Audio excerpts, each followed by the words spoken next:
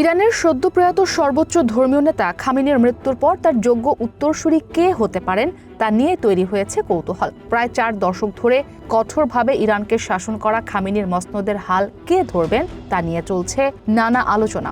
অনেক নাম শোনা গেলেও যেহেতু খামেনি নিজে কারো নাম ঘোষণা করে যাননি, ফলে নতুন সর্বোচ্চ নেতা নির্বাচনের দায়িত্ব পড়বে 88 জন জ্যেষ্ঠ আলেমের সমন্বয়ে গঠিত নির্বাচিত সংস্থা অ্যাসেম্বলি অব এক্সপার্টসের ওপর।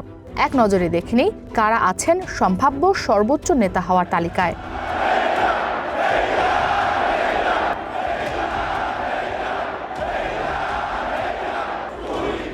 মোস্তফা খামেনি প্রয়াত নেতা আলী খামেনির দ্বিতীয় ছেলে।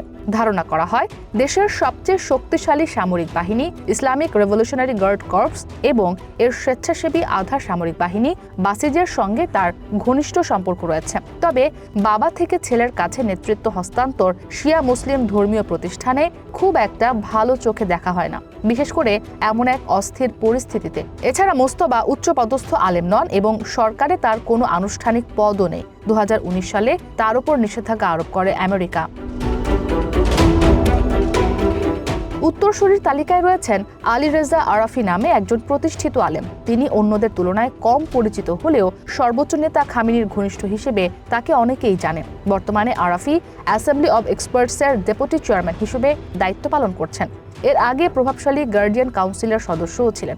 এই সংস্থাটি নির্বাচনে প্রার্থী বাছাই এবং পার্লামেন্টে পাশ হওয়া আইন যাচাই বাছাই করে। পাশাপাশি তিনি ইরানের কওমি ভিত্তিক ধর্মীয় শিক্ষা ব্যবস্থারও প্রধান। তবে রাজনৈতিকভাবে খুব শক্তিশালী বা প্রভাবশালী হিসেবে পরিচিত নন আলী রেজা আরাফি। সেক্ষেত্রে তিনি সর্বোচ্চ নেতার পদ লাভ করবেন কিনা তা দেখার অপেক্ষায়। মোস্তফা খামেনি আলী রেজা আরাফি ছাড়াও আলোচনায় আছেন 60 বছর বয়সী মোহাম্মদ মেহেদি মিরাবাঘিরি, যিনি একজন কট্টরপন্থী আলেম এবং অ্যাসেম্বলি অব এক্সপার্টের সদস্য। ধর্মীয় প্রতিষ্ঠানের সবচেয়ে রক্ষণশীল ধারার প্রতিনিধিত্ব করার জন্য তিনি বেশ পরিচিত। বর্তমানে তিনি ইরানের উত্তরাঞ্চলের পবিত্র শহর কুমেতে অবস্থিত ইসলামিক সায়েন্সেস একাডেমির প্রধান হিসেবে দায়িত্ব পালন করছেন।